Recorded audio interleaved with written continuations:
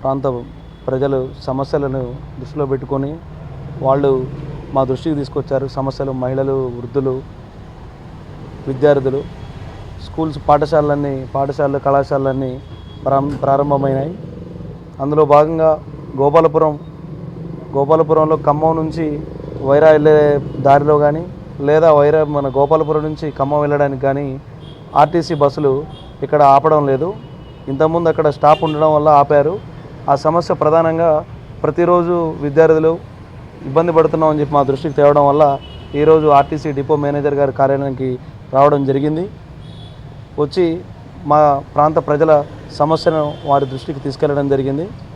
వారు తక్షణమే ఏదైతే ఆ ప్రాంతం ఉందో ఆ ప్రాంతాన్ని సందర్శించి ఇంతకుముందు గతంలో ఉన్నది కాబట్టి తప్పకుండా మీరు అడిగిన రిక్వెస్ట్ స్టాప్ అనేది మేము అతి తొందరలోనే ఏర్పాటు చేస్తామని మాకు హామీ ఇవ్వడం జరిగిందని మీ అందరికీ తెలియజేస్తూ ఉన్నాను. ఆఫీస్ సూపరింటెండెంట్ గారిని కలిసి సత్యనారాయణ గారిని కలిసి మా సమస్యను పూర్తిగా వివరించడం జరిగింది. సార్ కూడా సానుకూలంగా స్పందించారు. పై అధికారుల దృష్టికి తీసుకెళ్ళి సమస్యను అతి తొందరగా పరిష్కారం అయ్యే విధంగా చూస్తామని హామీ ఇచ్చారు.